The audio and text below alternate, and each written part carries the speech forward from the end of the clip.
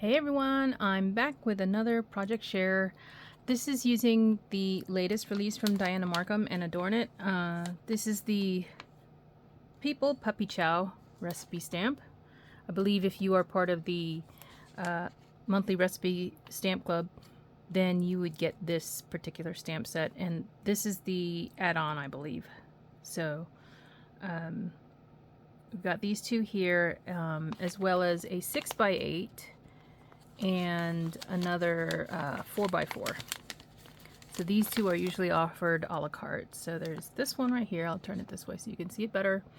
And then this one right here, which is a little birthday tag or card you could use it for. So those are the stamps. For this project, I used my Copics again. Here are the colors. Okay, there is a glaze marker in here, or a glaze pen. So here's the colors I used. And then here's the black glaze pen. I use this for his eyes. And then I did my stamping using Memento Tuxedo Black. But I also used this smaller pad because I did stamp the little paw prints that you're going to see on my recipe project. I did use this stamp as well, and I actually did some second generation stamping. So I inked it up, I stamped it off on a piece of paper like this, which is why the color is so dark, and then I stamped it on my project because I wanted a lighter, like a gray color, and I just couldn't find the color I was looking for with my Memento inks, which are Copic friendly. So I also use this paper here, which is a Tim Holtz Ideology stack. It is the metallic onyx and champagne color. So I use this color right here. It looks gold. And then this paper tray ink, True Black Pattern Pack, the polka dot. And there's a smaller polka dot on the other side of this. This is the two patterns I used. And here is my project.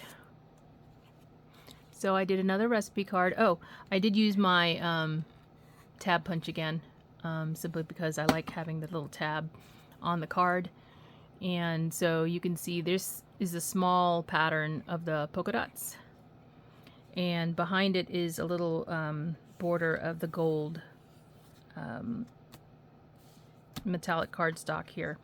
And there's, you can see the footprints. I didn't want the footprints to be like really dark, so that you couldn't read the recipe, which is why I didn't stamp the first generation of the inking onto my image here. I just wanted a lighter gray, and then I colored the footprints of the puppy like they had walked across your recipe, because you know, puppies tend to do whatever they want, even when you tell them not to. So here's the colored image. You can still read the recipe pretty well because the little paw prints are colored in a lighter gray color. And yeah, that's my project. I do have this sitting inside of my junk journal. I created a pocket using the same pattern paper. So this is the page that it's on, and here's the pocket. And all I did was score a 1/2 inch on this side and a 1/2 inch across the bottom to make the pocket. And then it just sits right in this pocket like this. What I wanted was that you could see the little puppy peeking out of the pocket here. And you could still read the page that the book is made from. Or sorry, the journal is made from. So you can still see the words and then the little image here at the bottom is part of the story.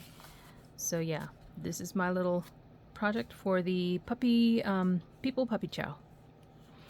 Anyway, that is it for now. Thanks for watching, and I'll talk to you soon. Bye.